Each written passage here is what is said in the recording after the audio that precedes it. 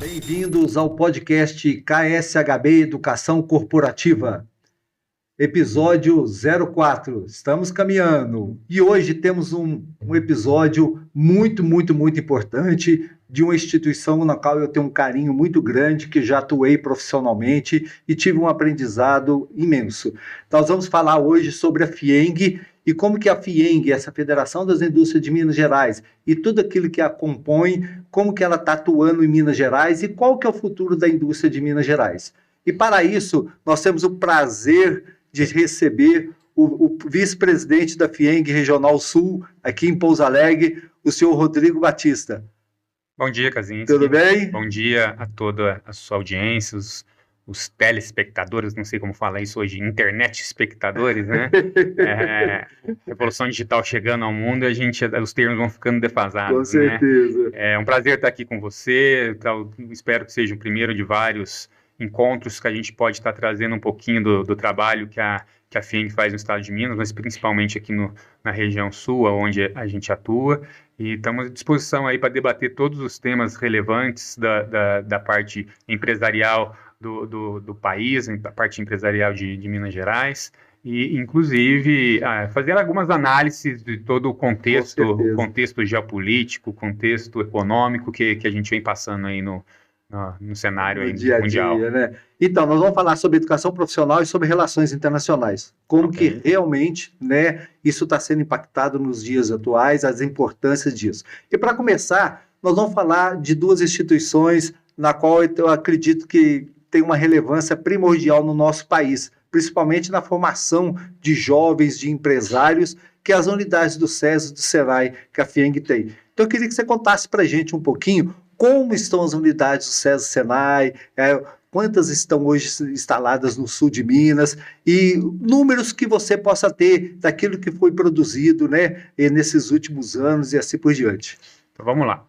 A Regional Sul da FIENG, que abrange toda a região sul do estado, contempla 156 cidades. Então, é uma área muito abrangente, com uma população bem relevante em relação ao percentual do estado. É a área econômica mais importante, junto com o Triângulo do estado, lógico, tirando a região metropolitana, e a FIENG tem um olhar bem carinhoso com a região, né? Nós temos 7 unidades escolares do SESI, temos 7 unidades do SENAI, de aprendizagem industrial, e temos 4 clubes. Então, além disso, a gente tem um serviço de saúde e segurança. Então, a gente tenta atuar. O desafio é enorme, porque são 156 cidades, e o Parque Industrial do Sul de Minas, principalmente aqui nas regiões próximas às fronteiras com São Paulo, já saída lá para o Rio, como em Itajubá, realmente a gente tem grandes demandas.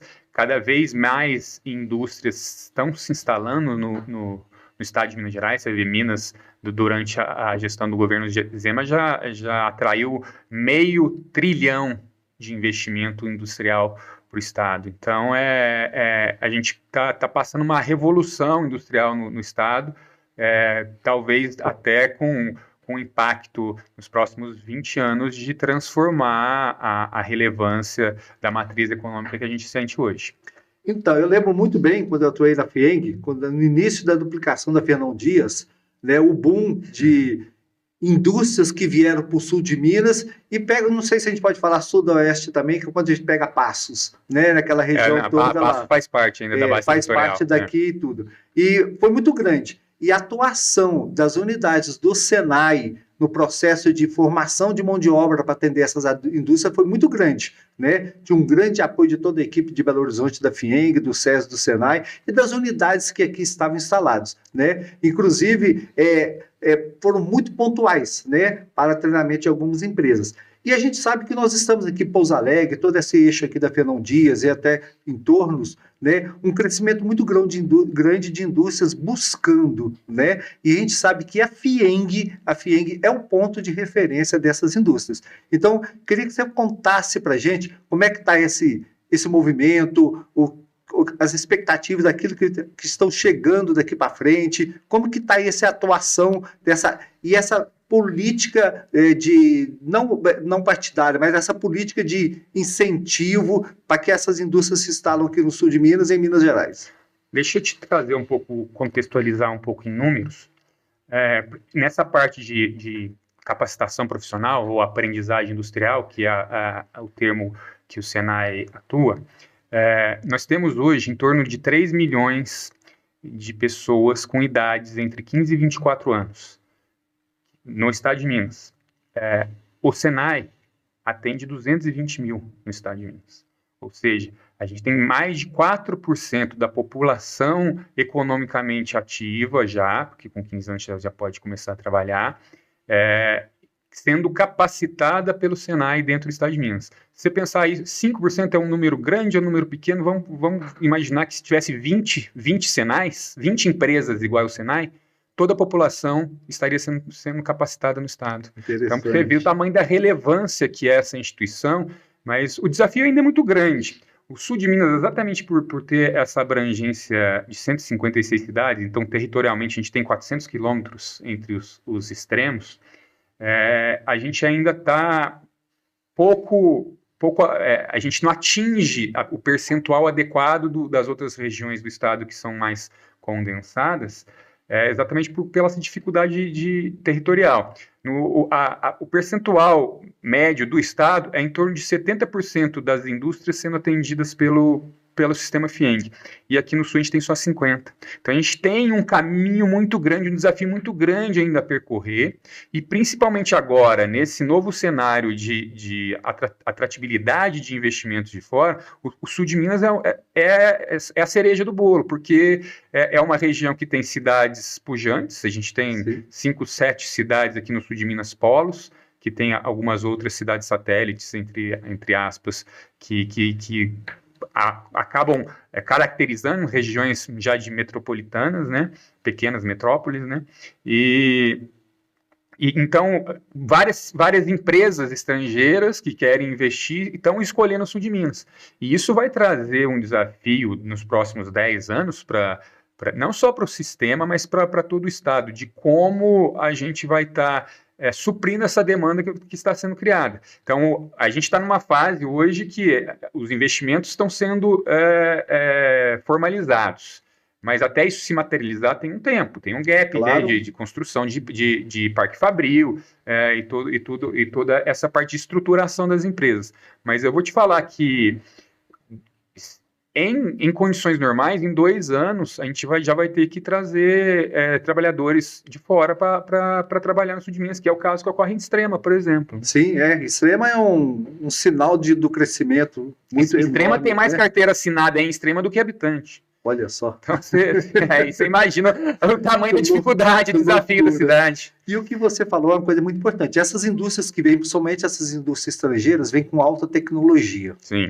E a gente precisa realmente, eu lembro do papel importante do Senai, de trazer essas altas tecnologias para dentro das unidades, para que ali pudesse realmente formar mão de obra adequada para atender essas indústrias. Então, isso era um papel. E aí entra também o papel do SESI, que é a requalificação e a qualificação educacional desses trabalhadores. Às vezes, muitos deles, né, estão nas indústrias um tempo grande sem fazer uma atualização educacional, e a gente vê isso. E o SESI também, junto com todo esse pacote, tem a questão da saúde, né? Tanto da educação básica como a saúde. E tem um papel realmente muito relevante, né, dessas unidades do SESI também no sul de Minas.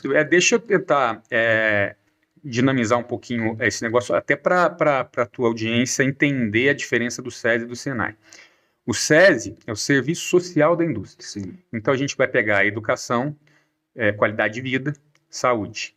Então, isso está sobre o guarda-chuva do SESI. E o Senai é o Serviço Nacional de Aprendizagem Industrial, ou seja, a capacitação da mão de obra para atuar dentro da indústria.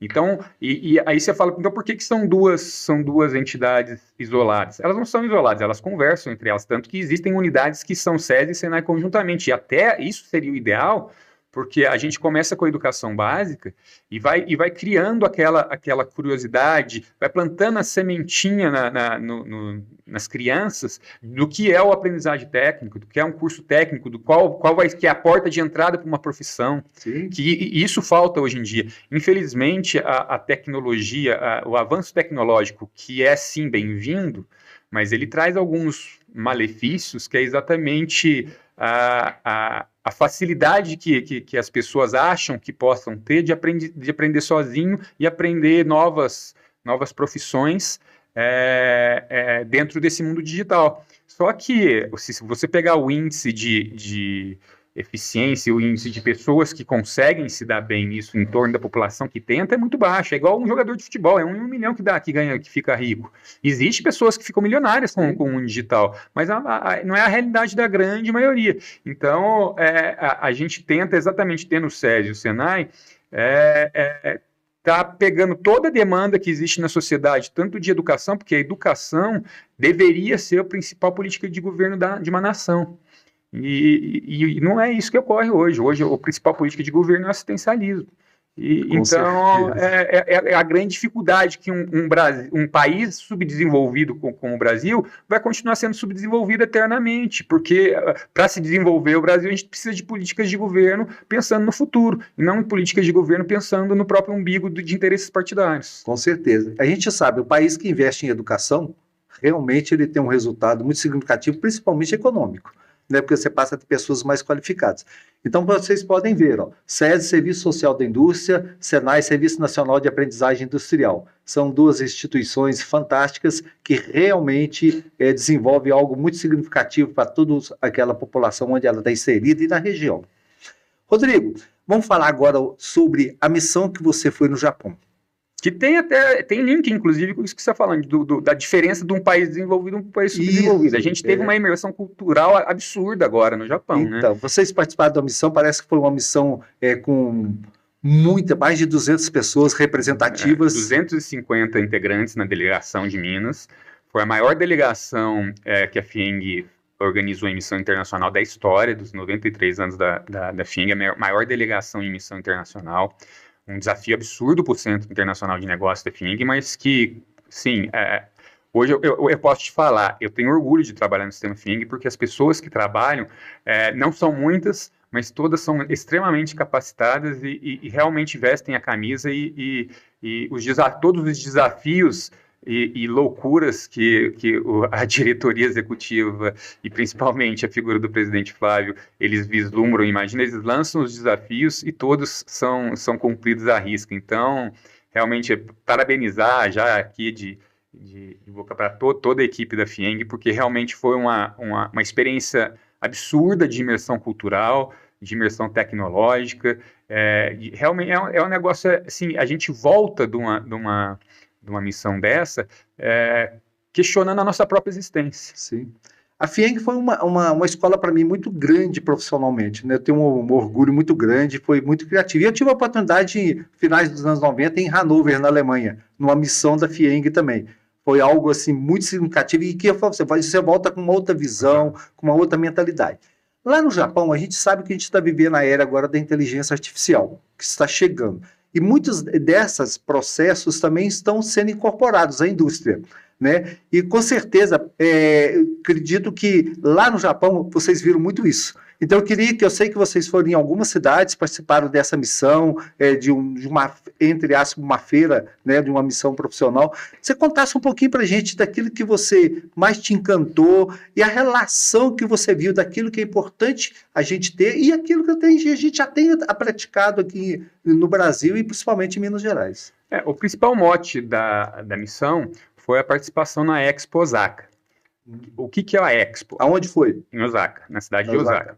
O que é a Expo? A Expo é um evento que ocorre de 5 em 5 anos, no qual o país organizador ele monta uma estrutura que vai dar suporte para todos os países do mundo. A gente tinha mais de 170 países representados lá em pavilhões. Todos esses países do mundo possam construir pavilhões temporários para expor o que tem de melhor nesses países. Os países estão se vendendo para o mundo, tá? Então, foi uma estrutura absurda criada, foi feita uma ilha artificial para ser feito a Expo. Uma curiosidade que talvez as pessoas possam ver nas fotos que vão estar sendo inseridas aqui no podcast, fotos e os vídeos, foi feita uma arquibancada de madeira. Vamos imaginar um estádio de futebol. Multiplica isso por 100. E foi feito um anel superior, todo em madeira, sem utilizar um prego. Olha só. Só encaixe, madeira com madeira, madeira com madeira, de modo que foi feito um anel superior, que nesse anel existia uma parte gramada para a pessoa descansar, e uma pista de caminhada que a pessoa conseguiria. Então, vamos supor que você está dentro do campo de futebol, aí você vai para o anel, sobe, dá a volta e aí desce no outro pavilhão. E assim, então, gente, e japonês visitando e conhecendo o país, muita gente, porque no Japão é muita gente, né? E foi uma experiência fantástica. Então, o mote principal foi estar participando da Expo. Teve o Dia do Brasil, na qual a FIENG foi uma das protagonistas no dia. Depois da Expo, teve fóruns de networking com empresas japonesas interessadas em investir no Brasil. A gente teve um evento centralizado na mineração, onde a Ana Cabral, da Sigma Lithium, fez uma apresentação do que está sendo esse novo projeto dela do lítio verde. O Pedro Torres, da Gerdau, que ganhou, a gente deu um prêmio para ele de Border of the Future, o portador de futuro, né, por toda essa atuação que ele já teve junto ao Japão e toda essa mudança de direcionamento que a Gerdau teve sobre a gestão dele nas relações internacionais e institucionais. Teve o pessoal da Anglo-América, o pessoal da Vale, e mostrando para o mundo que, apesar das notícias que dos últimos 10 anos com os desastres ambientais que teve, mas que a mineração brasileira ela não é uma mineração nociva, na verdade. Desastres acontecem. Sim. A gente teve a peculiaridade de ter 2 desastres em um curto espaço de tempo, que não é o comum, né? Porque se você pegar historicamente para trás, raramente acontecem desastres. Acontece, mas raramente acontece. A gente teve a peculiaridade de ter 2 num curto espaço de tempo. Mas mostrando para o japonês que a nossa mineração, sim, é uma mineração ambientalmente sustentável, é uma mineração que faz uma parte relevante da matriz econômica do Brasil, não só do Brasil como do mundo, né? Porque a mineração é a indústria primária de todas as indústrias, sim, né? Porque ela extrai os recursos naturais que vão virar produtos industrializados depois. Sim. Então toda a indústria depende da indústria extrativa, que é a mineração. Ela fazer o produto final dela, exatamente, né? Com certeza. Aí teve esse evento da mineração, a gente teve uma imersão dentro da Universidade de Osaka, onde a gente pôde ver, a gente teve 2 pontos focais. Primeiramente, como que está essa parte das pesquisas em inteligência artificial atrelada ao desenvolvimento da indústria manufatureira e da indústria de tecnologia, e como que isso tem sido feito ao longo do tempo. E isso, Kaczynski, mostrou que o Brasil não está muito atrás disso, não. A nossa indústria robótica, principalmente a indústria que a gente tem lá no Centro 4.0 da FIENG, cara, não deixa nada a desejar o que os pesquisadores da Universidade de Osaka têm. E isso me deixou muito, muito contente de ver em que ponto nós estamos, né? Nós, enquanto FIENG, em que ponto a gente está e a maturidade que a gente conseguiu alcançar nos últimos anos, né? O outro ponto focal na Universidade de Osaka foi entender a recuperação econômica no cenário pós-guerra do Japão, como que o Japão conseguiu se tornar essa potência mundial, que se você pensar 70 anos o país basicamente estava extinto, né? Sim. Então, como foi, quais foram as ações tomadas, essas coisas, para a gente entender, que a gente fala assim, pô, o Brasil vai ficar subdesenvolvido para o resto da vida? Cara, é só a gente querer. O problema é que a gente caminha na direção contrária ao que precisaria, entendeu? E por isso que eu falo que a gente volta de uma viagem como essa, de uma missão internacional como essa, questionando a nossa existência enquanto nação. A gente fala, a gente precisa dar uma virada de chave. A gente precisa parar de olhar para os nossos umbigos e começar a olhar para os umbigos dos nossos bisnetos. Ou seja, da geração que vai vir daqui 30, 40, 50 anos. E só assim a gente vai conseguir crescer enquanto nação, crescer enquanto Estado e realmente fazer um desenvolvimento que ele vai ser economicamente sustentado ao longo do tempo, né? E você falou alguma coisa, sempre você está falando sobre a questão de educação, principalmente o Japão. Ela fez um projeto de educação muito forte para que pudesse recuperar o país, né? Em preparar realmente as pessoas que estavam vindo, ver como é que ia ser todo o segmento comercial, industrial e assim por diante. E é isso que eu falo. Um projeto de educação, nós não temos no nosso país, infelizmente, que é um projeto que é de 30, 40, 50 anos. Você tem que começar e dar sequência. E aqui a gente muda muito, né? Mas é muito por causa do imediatismo político, né? O cara pensa na gestão dele e não pensa no futuro do país. Não pensa no país, pensa nele só, naquele momento que ele está, né? Exatamente. E eu sei também que lá no Japão vocês visitaram muito, fizeram uma visita muito... E para conhecer o país, conhecer os locais. A imersão cultural assim, a diferença cultural é muito absurda. Uma coisa que me chamou muita atenção, que a gente consegue ver o tamanho, o grau de maturidade de uma sociedade. No Japão não existe lixeira na rua. Olha só. O teu lixo, você é responsável pelo teu lixo. Ou seja, se você toma uma Coca-Cola de uma latinha, você tem que levar essa latinha para sua casa e jogar na sua casa, que vai ser recolhida 2 vezes por semana. E se você não separar o seu lixo do que é reciclado, você é multado. E isso aí, cidades extremamente limpas, você não vê lixo em lugar nenhum, e todo mundo com uma sacolinha levando o seu lixo para casa. Então, isso é cultural, gente. E aí, você pega aqui nas redes sociais, a população da cidade no sábado, que não tem a coleta de lixo, reclamando da prefeitura porque não colheu lixo. Em vez de pensar, por que você não organizou o seu lixo para o dia que tem o recolhimento?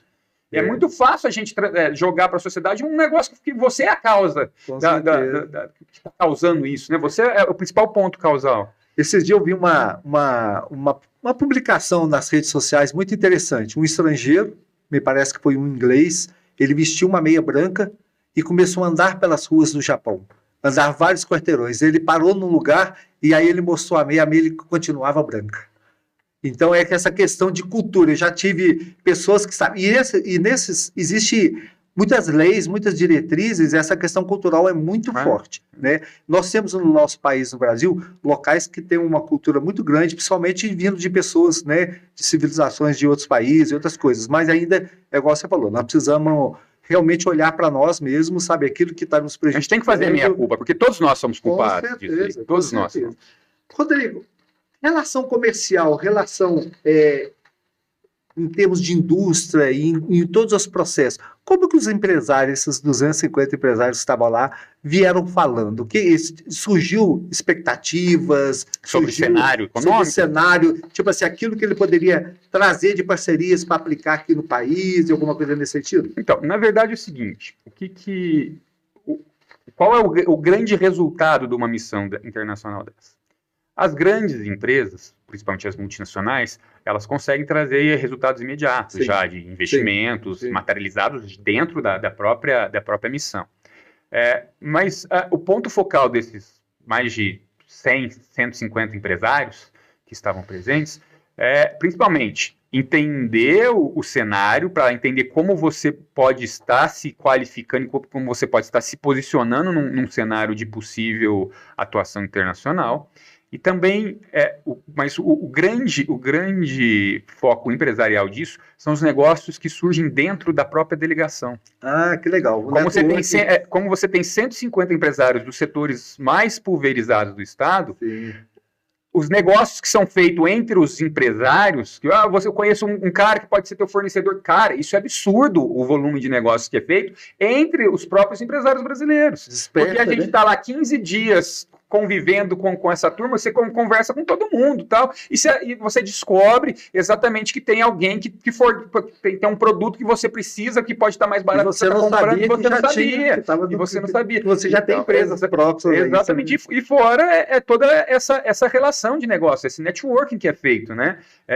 Abrem horizontes, abrem portas para os empresários, que às vezes, se você ficar aqui no seu mundinho, aqui dentro do teu escritório, olhando só os teus números, qual é o teu lucro, o teu lucro vai cada vez mais sendo apertado, porque você não está pensando para frente, para fora, pensar um pouquinho para fora da sua empresa. A tua área de atuação, construção civil. Construção civil. O que você viu lá dentro da tua empresa de construção civil? Faz assim, opa, isso aqui é interessante eu aplicar na minha empresa lá no Brasil. O Japão... Isso vai ser em todos esses setores. Tinha pessoas lá de vários setores, pesados de vários setores. Né? A gente visitou a Daiwa. A Daiwa é a maior construtora do Japão. Foi uma empresa que ela se viabilizou ao longo do tempo no cenário pós-guerra, em função das construções de pequenas habitações provisórias. Na época eram pequenos containers que viraram casas, porque a população não tinha onde morar. Sim. E aí a gente entendeu toda essa história, como é que a Daiwa ela se tornou a principal construtora do Japão. E hoje o futuro, que principalmente ela mostra para a gente, que é a construção modular, que é a construção industrializada. Você constrói na fábrica e depois só instala no local. Isso aí já é uma tendência mundial, a gente já vê grandes investimentos sendo feitos aqui no Brasil em torno disso, mas a gente ainda está caminhando nisso, né? E engatinhando, isoladas, engatinhando, né? Exatamente, tem pontos isolados, grupos isolados fazendo esse investimento, e ainda existe a barreira cultural também da sociedade em aceitar esse tipo de construção. Mas isso, porque se você pegar de todos os setores industriais, a construção civil é o setor menos tecnológico. Sim. É o que depende muito mais da mão de obra braçal do que da tecnologia. E a gente precisa virar essa chave, porque hoje em dia a gente não tem mão de obra. Quer dizer, a gente tem, só que a mão de obra não quer ir para esse tipo de serviço braçal, sim, né? E tem muita gente que não quer nem trabalhar, quer ficar recebendo o assistencialismo do governo. Então, a grande virada de chave do setor da construção civil no Brasil, e o grande desafio é quebrar a barreira cultural que a sociedade tem dessa construção a seco, né, que seria steel frame, drywall, wood frame, a parte de construção modular metálico, de painéis metálicos, o próprio pré-fabricado, porque isso depende pouco de mão de obra e muito de tecnologia. Sim. Então, qual é o grande desafio? Primeiro, o funding disso, né? Onde a gente vai buscar os recursos para poder investir na tecnologia que a gente vai precisar aplicar. E o segundo é quebrar essa barreira cultural que a sociedade tem ainda em relação a essa tipologia de construção. Legal é quando a gente volta de uma missão, seja ela no exterior, até no próprio país, a gente conhecer em determinados locais, como é que a gente começa a ter uma visão mais ampla e mais objetiva, né? Ele fala assim, estou nesse ponto, eu preciso chegar nesse ponto. E para isso tem um caminho para ser percorrido e aí eu tenho que planejar. Pelo que eu vi, Japão foi uma história bem interessante e uma coisa que ficou marcado, vai ficar marcado por muito tempo. É que eu vou te falar, a gente volta questionando a nossa existência, falar assim, gente, a gente está pré-histórico ainda, o Brasil está pré-histórico. E vocês foram lá para ver uma questão de mercado, e volta com outra visão, né? Principalmente de cultura, como você falou, né? O japonês, a cultura, a formação dele e o modo que ele vê a vida e aquilo é algo um pouco diferente do que está no nosso mundo. A disciplina, principalmente, né? Horário, eles são muito rígidos com horário. As regras deles, uma coisa assim, brasileiro, a gente tem várias manias e causos que a gente criou, mas, por exemplo, a gente vai num restaurante, a gente está em 3 pessoas, a gente quer dividir a conta e cada um pagar a sua parte, eles não aceitam. Um tem que pagar e os outros têm que fazer. E vocês que se viram. Por que o problema é de vocês? Eu vendi a comida aqui, eu quero receber de uma pessoa. A mesa é uma pessoa, eles não dividem a conta. Olha só. O sistema de pagamento deles também é uma coisa que atraiu a atenção, porque eles não têm débito, é só crédito. Então, os cartões de débito, principalmente os internacionais que eram só débito, não eram aceitos. Olha. Pouca moeda, papel moeda, isso já é uma realidade, uma tendência, né?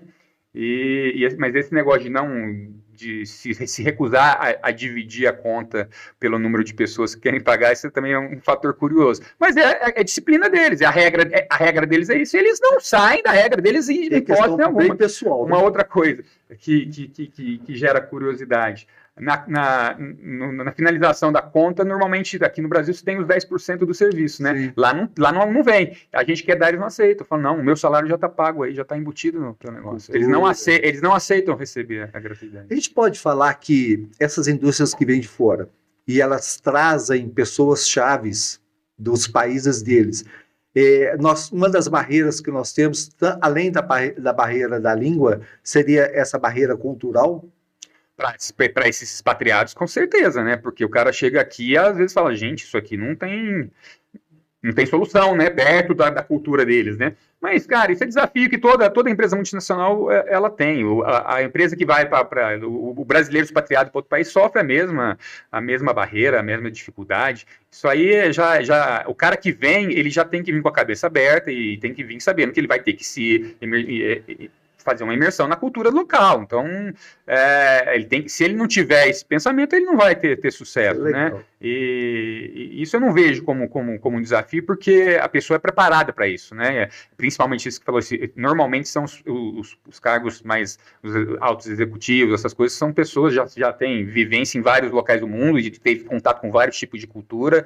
Então, isso eu não vejo isso como um obstáculo. E eles estudam muito antes de vir, né? Eles estudam muito. Tudo é muito preparado. Muito preparado. A internet, as informações, eles sabem, quando eles chegam aqui, às vezes sabem mais do que a gente. Exatamente. Em determinado momento. Rodrigo, realmente o Japão, e eu acredito que no site da FIENG Regional Sul, ainda vai ter muitos insights aí sobre essa missão do Japão, para que aqueles, né, ouvintes que tiverem interesse em conhecer, eu acho que vai ser bem grandioso. Depois, quem quiser acompanhar, a gente vai botar aí as nossas redes sociais, segue a gente, vê o nosso trabalho, para entender um pouquinho o que é o sistema FIENG, o trabalho que a gente vem desenvolvendo aqui no sul de Minas, porque a gente está precisando de engajamento, porque a gente precisa chegar na sociedade, mostrar para a sociedade realmente o valor que instituições como a FIENG têm, na relevância dela enquanto canal de desenvolvimento do nosso país.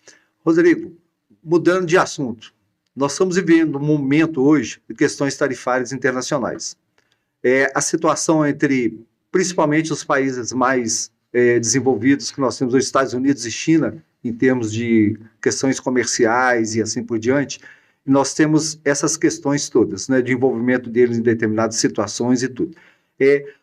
Como a FIENG está vendo esse processo, como que ela está atuando em cima desse processo com as suas relações internacionais, como vocês, vice-presidentes, que são espalhados em vários locais, em várias regiões de Minas Gerais, estão vendo isso, e qual é a missão de vocês de tentar fazer com que o empresário local, regional, ele possa entender esse processo e ele possa estar junto com vocês nesse processo de mudança e de acompanhamento? Na verdade, todo esse burburinho que foi criado aí nos últimos 15 dias em relação ao tarifaço que o Trump estipulou para o Brasil, é um problema geopolítico. Sim. Basicamente é geopolítico. E aí o termo geopolítico não tem a ver com política partidária. Essa inserção do Bolsonaro, da atuação da justiça do Bolsonaro nisso, na verdade isso aí veio de brinde. Porque qual foi o grande mote, o grande causador dessa turbulência? Vamos pegar desde o começo do Trump. O Trump já chegou ameaçando todos os países, que ia tarifar todos os países que tiverem relações comerciais desbalanceadas com os Estados Unidos. Mas o principal caso foi a China. Aí que fala, não, que a China ganha mais dinheiro que isso. E, na verdade, não tinha nada disso. A questão dos Estados Unidos com a China era as terras raras, os ímãs de terras raras. Sim. Porque chegou no final de 2024, o governo chinês, ele suspendeu todas as exportações de ímãs de terras raras para o mundo. Ele falou, eu não vou exportar mais imã, eu vou exportar só produto finalizado. Ou seja, ele estava guardando, e ele detém 98% da produção disso no mundial. Então, ele estava guardando a matéria... E já não é uma matéria-prima, já é uma matéria semi-industrializada, mas que é um componente para as placas eletrônicas, que está aí em celular, televisão, painéis solares, todos, que toda a indústria hoje necessita. Fala, não, eu não vou vender, eu não vou exportar o imã para vocês, eu vou exportar o produto finalizado. Ou seja, ele estava garantindo a capacidade da indústria dele. E o grande mote da tarifa dos Estados Unidos com a China foi essa. E o que aconteceu? A China abriu mão, está exportando só para os Estados Unidos os ímãs, e os Estados Unidos baixaram de novo as tarifas. Para eles. Ou seja, o Trump ele vem com um tiro de canhão em cima de um país, ameaçando o país, que realmente ele pode quebrar. É difícil, porque hoje existem outras relações secundárias com o mundo. Mas deixar o país em situações precárias, porque hoje principalmente os países subdesenvolvidos, a dependência da economia americana é muito grande, né? Você vê 27% dos investimentos internacionais do Brasil são americanos, né? E aí a gente começa a entender um pouquinho do que é uma relação comercial de exploração e que é uma relação comercial de desenvolvimento. A China, por exemplo, a relação da China com o Brasil, ela vem aqui, compra nossas matérias-primas e vende produto industrializado, ou seja, é uma relação de exploração. Os Estados Unidos não, os Estados Unidos vem e investe. Ele investe aqui para a indústria brasileira ser desenvolvida. Então, é uma relação muito mais salutar para o Brasil, a relação com os Estados Unidos, do que com a China. E aí você fala, mas o Trump ele também ele está trucando e a gente tem que meter um 6 em cima dele. Não, gente. Em relação internacional não existe isso. A gente tem um PIB 12 vezes inferior que os Estados Unidos. A gente tem que, na verdade, calçar as sandálias da humildade e falar, o tio Trump, vamos conversar, a gente precisa de você. Vamos fazer um tema de relacionamento. A gente precisa de vocês. Né? E qual foi a grande causa da tarifa? Foram as declarações infelizes do Lula no negócio do BRICS, lá no encontro do BRICS, incentivando que a moeda chinesa fosse a principal moeda de negociação entre os países do bloco.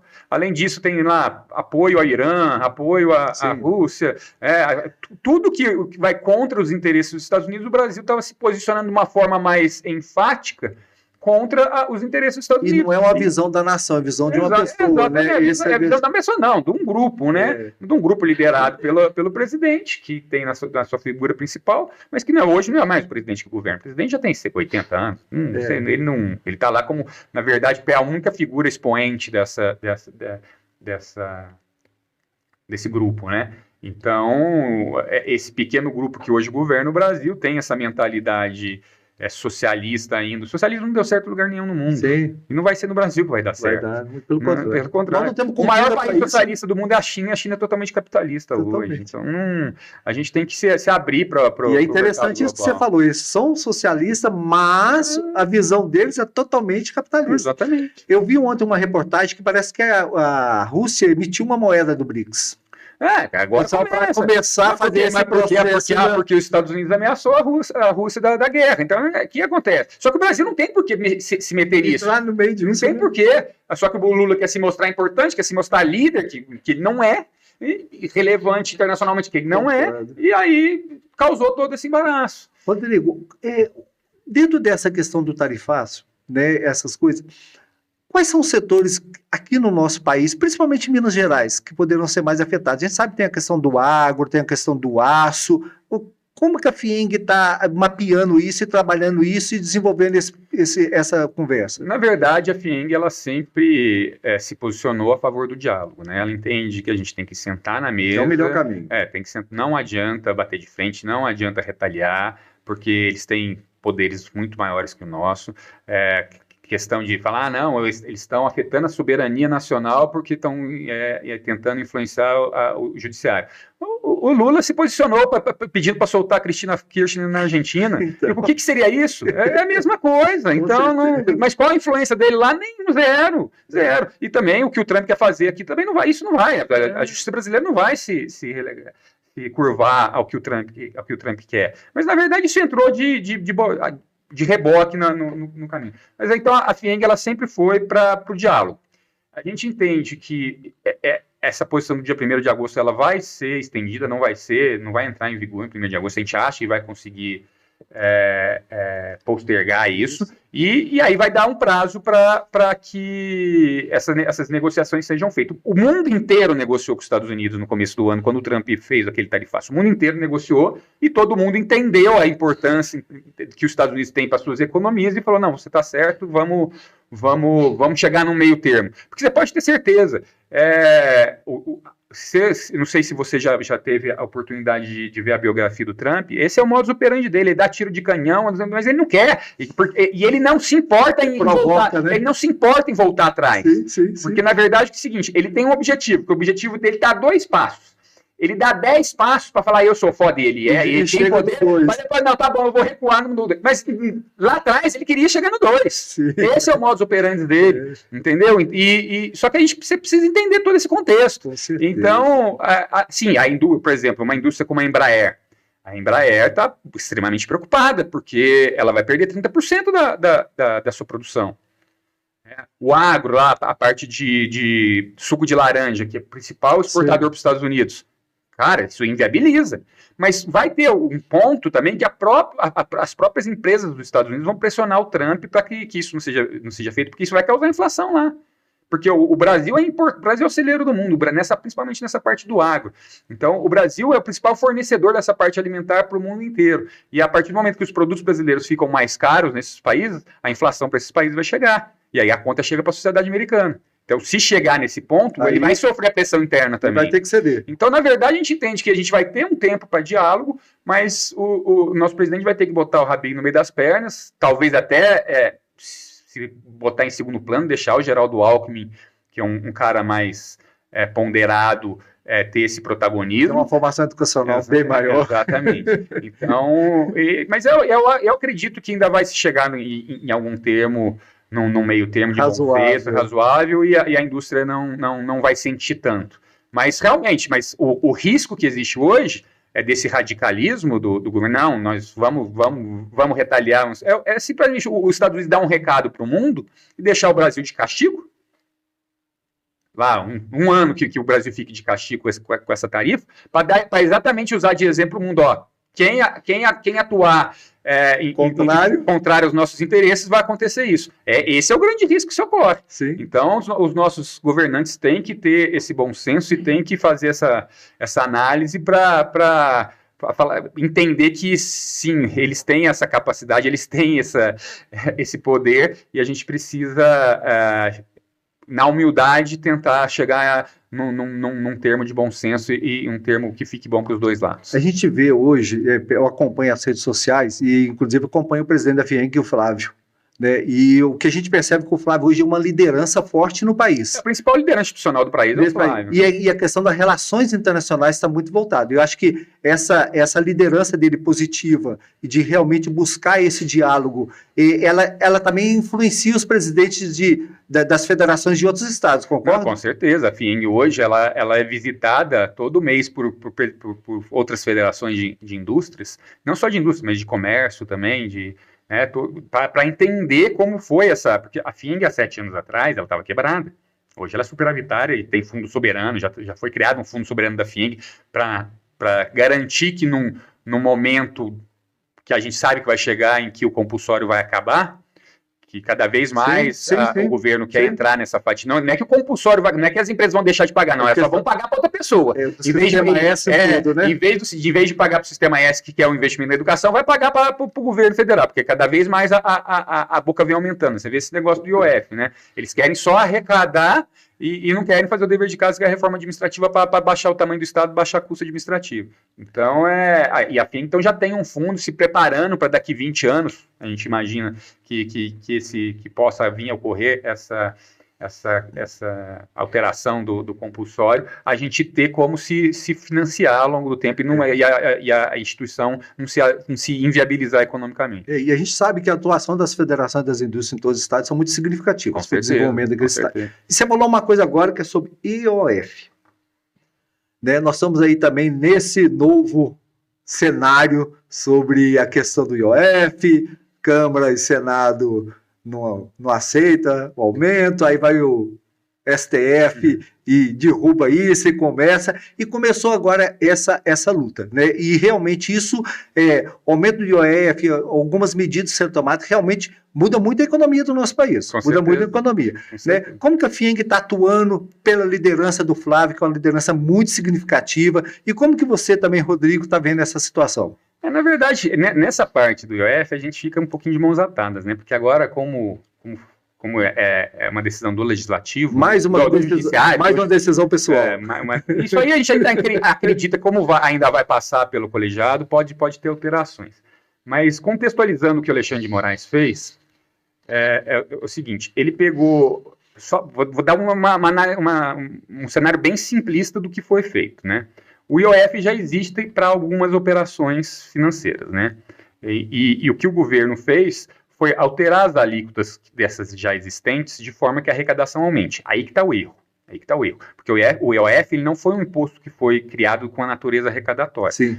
É um imposto regulatório que ele incentiva um lado, mas ao incentivar um lado, ele tem que desincentivar outros, de modo que a balança fique zerada.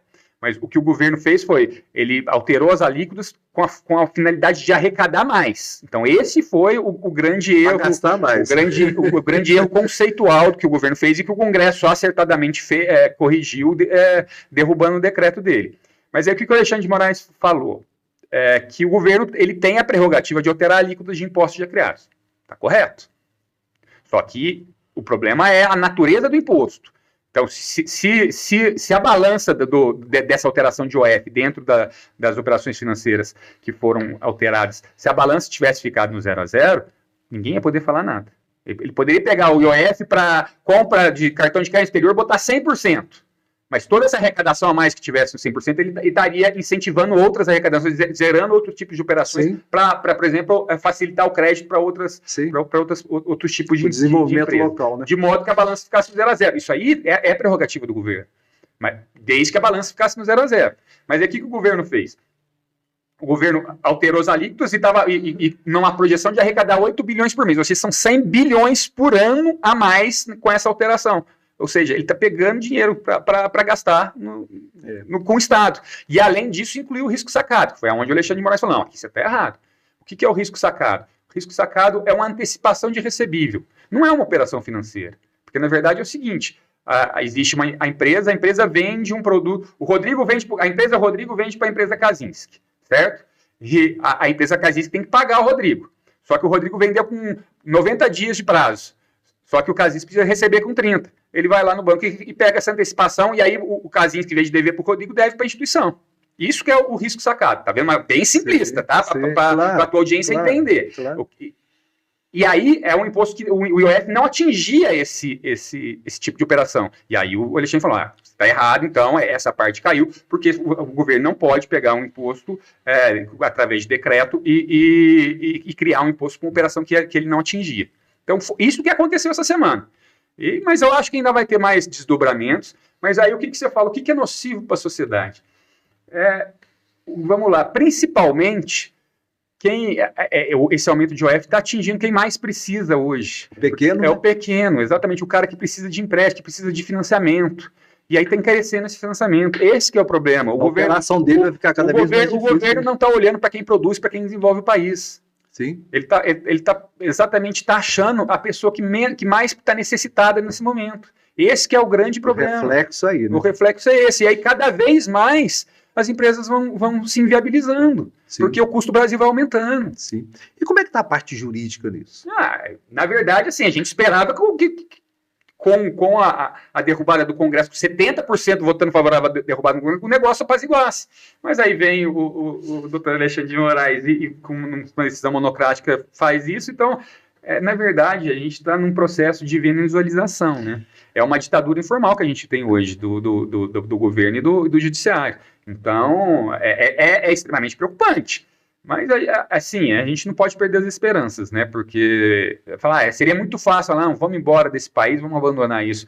E, cara, não é isso. A gente é brasileiro, a gente gosta daqui, a gente quer ficar aqui, a gente tem raízes criadas aqui. Na verdade, se todo grande empresário fosse embora do país, o país ia ser simplesmente explorado pelos outros países. Então, essa não é o resultado que se espera, né? Não é a ação que a gente espera que os empresários tomem. Mas cada vez mais empresários têm tomado essa decisão.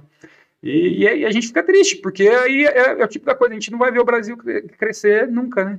Você falou que lá no Japão, na visão de vocês, muitos países estavam lá. Né? Eu acredito que vocês tiveram conversas com outras pessoas de outros países. Como que eles estão vendo o Brasil nesse momento?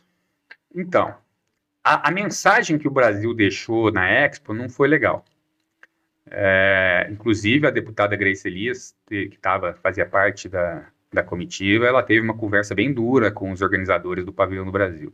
Porque a mensagem que o Brasil deixou é que o Brasil está doente e que o Brasil precisa de ajuda internacional.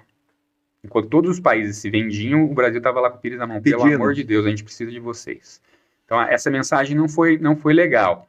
E a gente via muitas pessoas evitando, inclusive, de ir no pavilhão do Brasil, porque a gente ia nos pavilhões todos tecnológicos, maravilhoso, chegava no Brasil, a gente saía pesado, assim, sabe? Porque mostrava lá, o Brasil tem tantos suicídios por dia, tá? Desmatamento, roubo. Então, eu falava, a gente precisa de ajuda. A gente mostrou o lado negativo e não o positivo.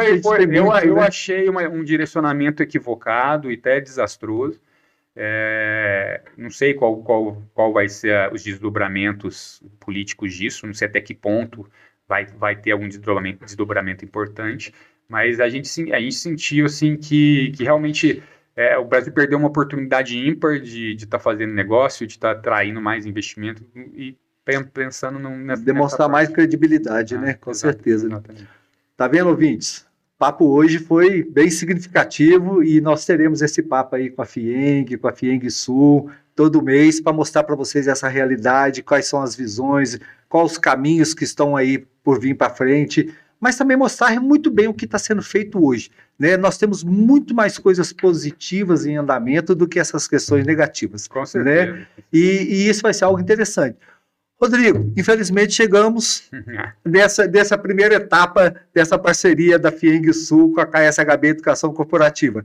Queria que você deixasse uma mensagem final. Como o Rodrigo vê os próximos dias, vê o futuro, né? E a gente sabe que a FIENG, com a liderança do Flávio, até mando um grande abraço para o Flávio, né?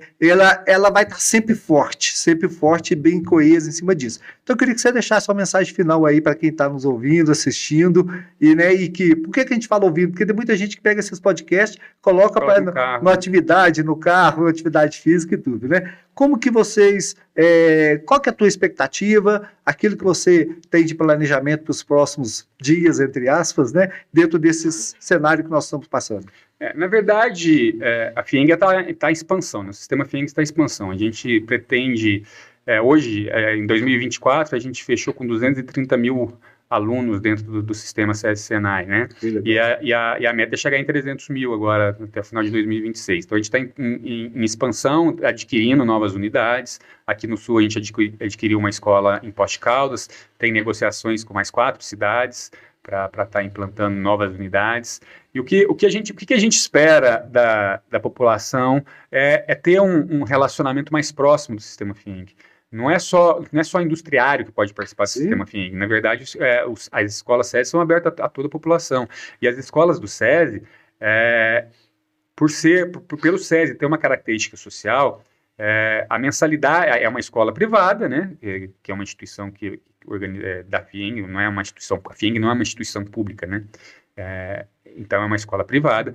A mensalidade do SESI é a mensalidade mais barata de todas as escolas privadas de todos os municípios. E além disso, ainda tem as políticas de bolsas, que a gente analisa a situação de cada aluno, da família de cada aluno, porque 50%, praticamente 50% dos alunos do SESI têm bolsas, que aí variam, integral até de acordo com a análise social da família, né? Então, a gente tem esse viés social que a gente espera criar. A nossa capacidade hoje vai aumentar demais, a capacidade de atendimento. Então, cada vez mais, o nosso grande desafio é realmente trazer a sociedade mais perto do sistema. Não só a sociedade empresarial, mas também como a sociedade, a população em geral. E a gente tem trabalhado diuturnamente com relação a isso, olhando os números, buscando novas alternativas e temos certeza que no final de 2026, quando encerrará essa gestão, a gente vai trazer números extraordinários, porque o crescimento está exponencial e a gente espera bater essa meta dos 300 mil alunos dentro do sistema SESI Senai antes do final do ano que vem. Vai dar. Eu esqueci de uma pergunta que eu achei muito interessante. Eu vi uma reportagem sua esses dias atrás falando sobre terras raras. É uma situação que está correndo. O Brasil é muito rico nisso. E principalmente em Poste de Caldas. Conta aí para as pessoas que estão falando com a gente, né? Estão nos ouvindo, estão nos assistindo. Como que é essa realidade de terras raras? Então vamos lá, eu falei um pouquinho que a China detém 98% da produção de ímãs de terras raras do mundo, né?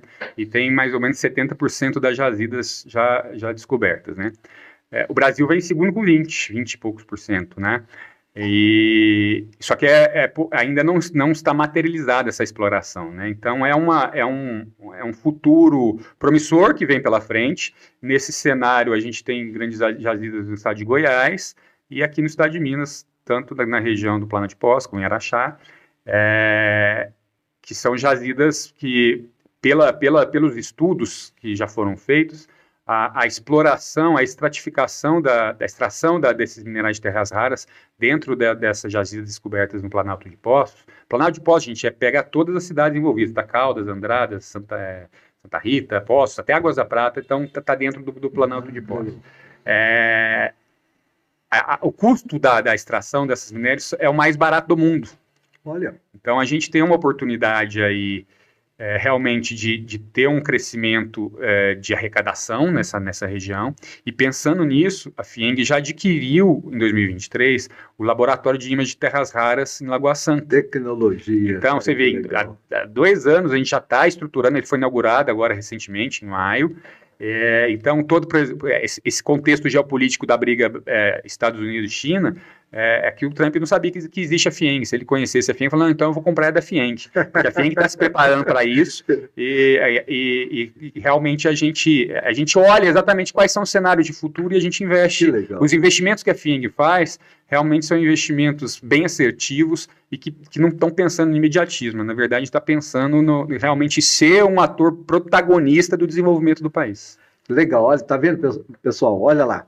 O Rodrigo acabou de fazer um convite para todos vocês. Conheça o SESI, conheça o Senai, conheça a FIENG Sul, né? Você poderá ser beneficiado, você, sua família, sua empresa, seja ela pequena, médio, grande e assim para frente. Siga a gente nas redes, acompanha para ver um pouquinho do nosso trabalho. Quer falar aí as redes? Fica à vontade. É melhor porque são várias, né? Então depois a gente vai colocar para vocês o meu, @rodrigo.batista.fieng. Então, quem quiser me seguir já para ver todo o trabalho que a gente faz. Mas a gente vai botar o da Regional Sul, vai botar do SESI, vai botar do Senai, da própria matriz da FIENG. Então, siga a gente para vocês estarem acompanhando um pouquinho desse trabalho diferente do que existe no Brasil. É uma federação que tem um olhar muito desenvolventista, tem um olhar muito tecnológico. A gente tem o CIT em Belo Horizonte, que é o Centro de Inovação e Tecnologia, a gente tem o Centro 4.0, que recentemente eu levei a Alcoa, uma empresa que está há 65 anos em Poços de Caldas, não conhecia o CIT lá, levei o diretor da planta lá, ficou abismado com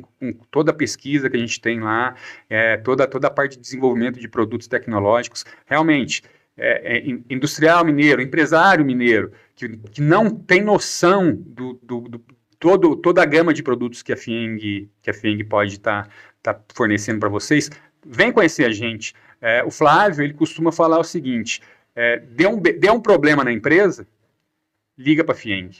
Porque se a FIENG não tiver um produto pronto para te oferecer, ela desenvolve. Porque a nossa missão é exatamente ajudar o industrial mineiro, ajudar o empresário mineiro e desenvolver esse país, que é um grande desafio. Tá vendo? FIENG mudando a cultura de onde é que fosse necessário. E essas redes sociais realmente têm conteúdos muito relevantes, significativos. Rodrigo, muito obrigado pela sua participação. Eu que agradeço a oportunidade. Nesse 4º episódio. Espero estar aqui novamente. Vamos falar muito mais para frente sobre a indústria 4.0 e a 5.0 que já está chegando nesse processo. Então, já existe a 6.0. Opa, então, olha só. São novidades que a gente pode estar discorrendo aqui com vocês para poder estar mostrando o que realmente é o futuro da indústria mundial. Legal. Hoje terminamos o 4º episódio do podcast KSHB Educacional na Educação Corporativa. E com certeza muitas coisas produtivas e interessantes virando pela frente. Muito obrigado a todos. Obrigado, gente. Siga nossas redes, hein? Quero encontrar com vocês lá.